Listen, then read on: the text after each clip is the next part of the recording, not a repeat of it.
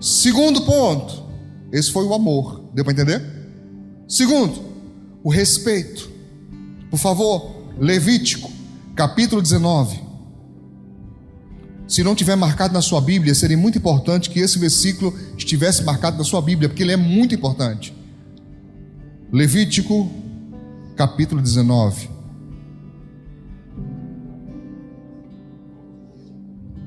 É um texto importantíssimo da lei, que é desprezado até hoje. Não, eu não estou dizendo que nós somos judeus e temos que obedecer à lei de Moisés. Não. Mas quando a lei é repetida no Novo Testamento, e essa é, então nós temos que obedecer. Está claro isso? E ainda sem ser judeu, essa lei aqui serve para todo mundo. Diz o texto, Levítico 19, 32. Na versão que eu estou aqui, versão Corrigida e Fiel de Almeida, diz: diante das cãs, está assim na sua Bíblia? Quem está? 32. Quem está cãs? Não é cães, plural de cachorro não, viu? É cãs. C-A-T-U-S. Cãs. Quem não sabe o que é cãs, levanta a mão.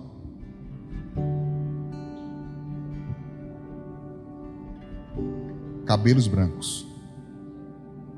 Isso é cães. Cães. Dê uma olhadinha na cabeça do seu irmão se tem cabelos brancos. Tem? Esconde não. Em mim começou aos 15 anos e eu nunca pintei. Eles estão se acabando, mas vão se acabar na cor que ele quiser. Diante das cãs, o que? Te levantarás. O que significa isso? Quando você estiver diante de uma pessoa mais velha, ceda o seu lugar. Está na Bíblia. Os jovens como é que fazem hoje? Quando estão no ônibus,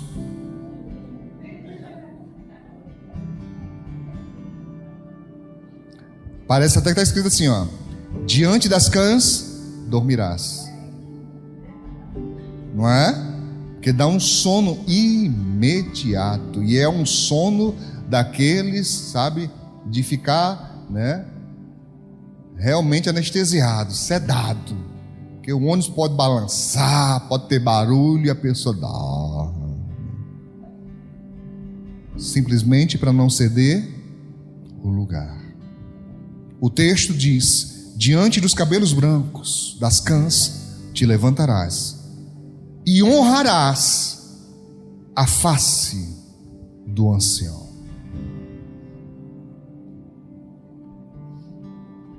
Hoje, as crianças, jovens, adolescentes perderam quase que completamente o respeito aos mais velhos. Ainda há algumas famílias que ensinam. Ainda há um ou outro, né, que doutrina, e estou falando doutrina no sentido de palavra, Bíblia, doutrina seus filhos segundo a palavra de Deus para ter respeito com os mais velhos. Mas você vê com, sabe, raridade, espanto, o quanto isso está se tornando cada vez mais difícil de ver. Você está conversando e a criança passa correndo no meio, não tem um pingo de respeito. Um pingo de respeito. Eu vi coisas que eu não vou nem comentar hoje aqui, de tão vergonhosas, de crianças e adolescentes fazendo com pessoas idosas. Diz mais o texto: e temerás o teu Deus, eu sou o Senhor. Eu não sei se você percebe, mas de propósito o Senhor Deus inverte a ordem natural desse texto, porque o correto, pelo menos o mais comum, seria ele começar dizendo: eu sou o Senhor, eu sou o dono, eu que mando, faça isso, isso, aquilo. Porque em outros textos isso é muito comum. Mas aqui ele faz o inverso. Ele começa dizendo: faça isso, porque fazendo assim, você está temendo a Deus. Isso é uma demonstração de respeito profundo para com Deus. Irmãos, esse é um princípio que foi passado de geração para geração, mas hoje está se perdendo. Mas vamos recordar aqui. Alguém aqui foi militar? Civil? Só tem Douglas. Só Douglas. Douglas, então me diga. Eu tenho lá em um batalhão. Qual que é menor? Companhia é menor? Pelotão é menor. Eu tenho um pelotão. E no pelotão eu tenho 2 sargentos. Os 2 sargentos são terceiros sargentos. Quem tem mais autoridade? O mais antigo tem mais autoridade. Mas não é a mesma patente? Mas o mais antigo tem mais autoridade. Esse sargento saiu e deixou 2 cabos. Mesmo princípio. Quem tem mais autoridade dos 2? O mais antigo. Por algum motivo, os 2 cabos saíram, ficaram só soldados. Quem tem mais autoridade? O soldado mais antigo. Esse é um princípio que foi passado. Chama-se antiguidade. Independentemente de patentes, se são patentes iguais, o que é mais antigo vai exercer maior autoridade. Em instituições, isso também acontece. Nas instituições, geralmente é chamado de decano. O decano é o mais antigo, e em uma vacância de autoridade, ele exerce a autoridade porque é o mais antigo. Só que isso está se perdendo, irmãos. As pessoas não têm mais respeito. Eu sou de uma geração onde obreiros... Eu não exijo isso aqui, tá? Deixar bem claro que eu não exijo isso aqui na AME. Mas eu sou de uma geração onde obreiros chamavam uns aos outros Senhor e Senhora. Ah, mas é um evangelista, um auxiliar, só tem 18 anos. Eu sou pastor, só tenho 20 anos. O meu obreiro tem 40, mas ele me chamava Senhor, pela autoridade que me foi investida. Eu fico observando às vezes os irmãos conversando. Eu sei que isso vai soar como babação. Eu vou usar uma linguagem bem rasgada mesmo. Vai achar que eu estou babando fulano e fulano. Mas eu nem me importo. Eu só quero que você entenda. Eu ouço pessoas falando assim: ah, o Silas Malafaia. Eu já ouvi, irmão. Já vi até o Brito falando isso. O Silas Malafaia. Comigo eu penso: tem tanta intimidade, O que tem de mais, pastor? Você descartou a autoridade daquela pessoa. E a Bíblia diz: quem merece honra tem que ser honrado. O que eu tenho a ver com o pastor Silas Malafaia? Nada. Somos de ministério diferente. Ele não é autoridade eclesiástica sobre a minha vida, certo? Ele não é. Eu escolhi, pelo investimento que ele fez na minha vida, através da Slavec. Quem lembra da Slavec? Está tendo agora Slavec, escola de líderes, tá? Eu fui 5 vezes na Slavec, eu acho. 4, 5, Carla. 5 vezes na Slavec. Nunca paguei nada, foi tudo custeado por eles. Só pagava a passagem de ida e volta, nunca paguei nada. Então, por honra a todo o ensinamento que eu recebi, que abençoou a minha vida, abençoou minha família, abençoou meu ministério, eu escolhi o ministério do pastor Silas para que eu enviasse meus dízimos. Ah, detalhe, eu sou dizimista, tá? Se você não sabia disso. Eu sou. Eu trabalho, eu recebo salário. Eu não recebo salário da igreja, recebo salário do meu trabalho como psicólogo. E os meus dízimos eu envio para o ministério do pastor Silas, porque reconheço no ministério dele um ministério abençoador. E como eu não posso dar dízimo na igreja que eu pastoreio, eu não posso, porque então não serviria, não tem lógica, né?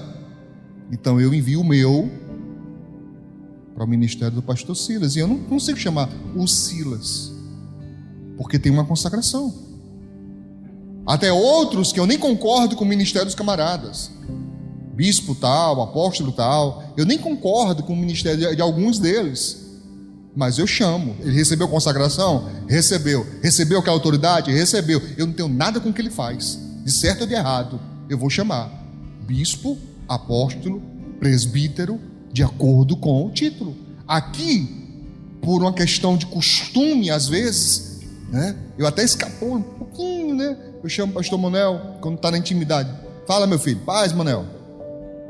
Mas em público, pode observar, eu chamo o pastor Manuel, obreiro fulano, diácono fulano, diaconisa fulano, presbítero fulano, entende? Você dá honra a quem tem honra. Aí você vê hoje, irmãos, por exemplo, hoje mesmo eu estava lendo as minhas redes sociais, tinha lá um irmão muito respeitosamente, foi muito respeitoso, discordando de mim, e tem todo o direito de discordar, ninguém é obrigado a concordar comigo, mas dizendo que eu estava errado naquela mensagem que eu falei, que não se deve chamar Jesus de você.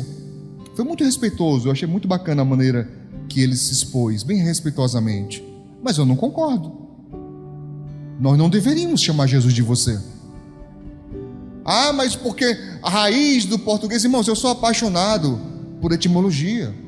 Eu gosto de raiz de palavras, eu gosto de saber o que as palavras querem dizer. Eu não sou expert nisto, eu não sou especialista, meu português é horrível, é ruim mesmo, é fraquinho mesmo.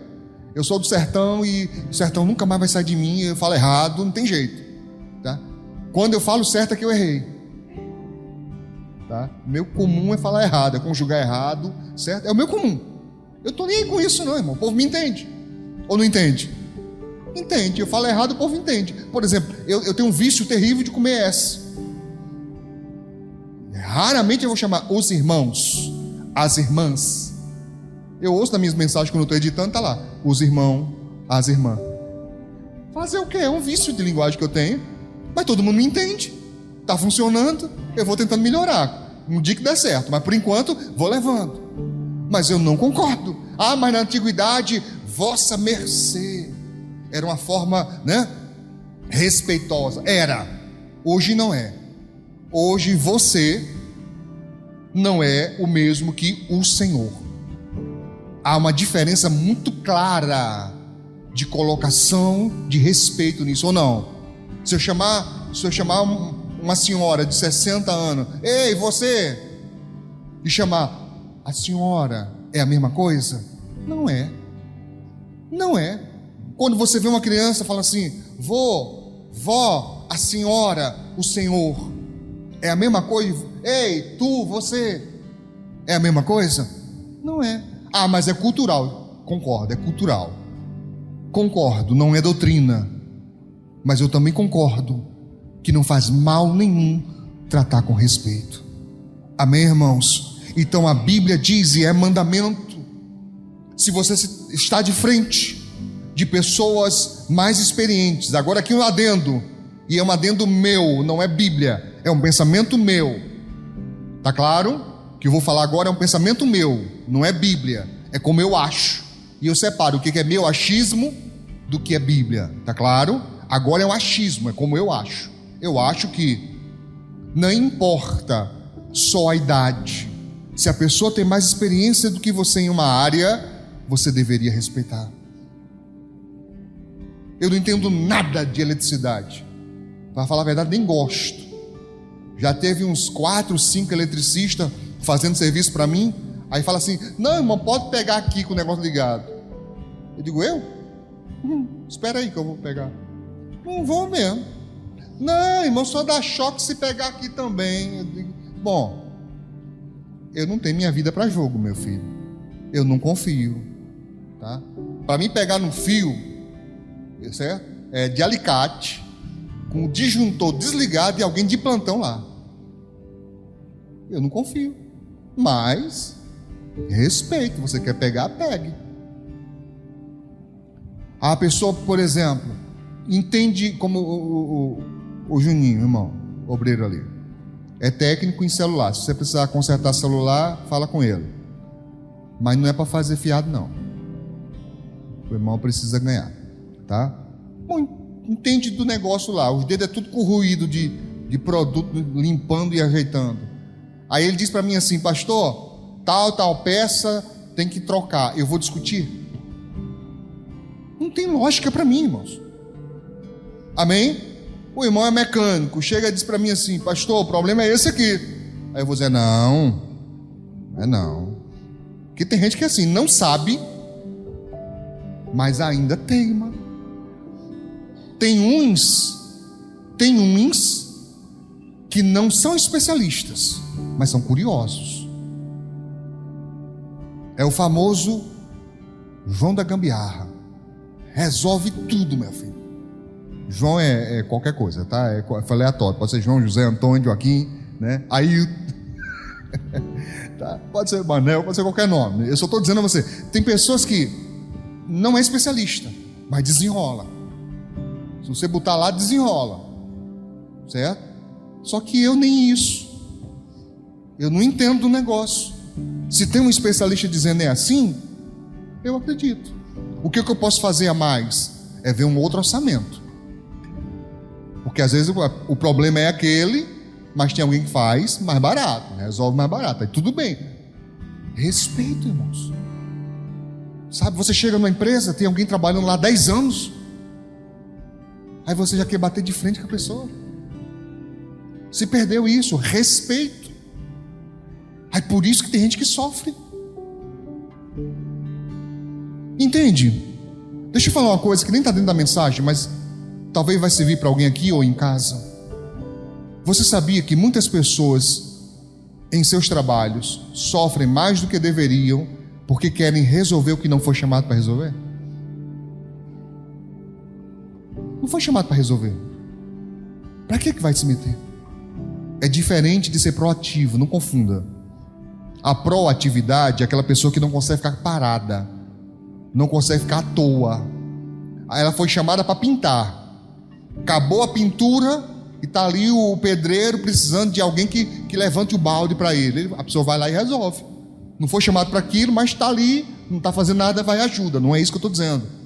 Eu estou falando da pessoa que, sabe, vai se engafinhar com coisas que não é da sua alçada. Aí traz para a sua alma angústias que nem deveria estar lá, sofrendo. Entende o que eu estou dizendo? Sim, eu sou o tipo da pessoa que eu vejo problemas, por algum motivo, às vezes eu vejo com muita facilidade problemas. Às vezes eu chego para a pessoa e falo: fulano, tal coisa não seria melhor assim não? Se a pessoa aceita e ela me pergunta: como que você acha que deve fazer? Eu digo: olha, eu acho que poderia ser feito assim, assim, assim, ou talvez assim, assim, assim. Dou opções. Mas se eu chego para alguém: fulano, você não acha que é assim? Não, tá certo, tá assim é certo. Eu deixo ir. Eu vou me engafinhar com a pessoa, vou querer botar por fim da força a pessoa no certo se ela não quer? Eu não. Claro, eu não estou falando de deixar a pessoa se destruir, irmãos, não confunda as coisas, tudo bem? Eu estou falando de trabalho. Então respeito ao mais antigo.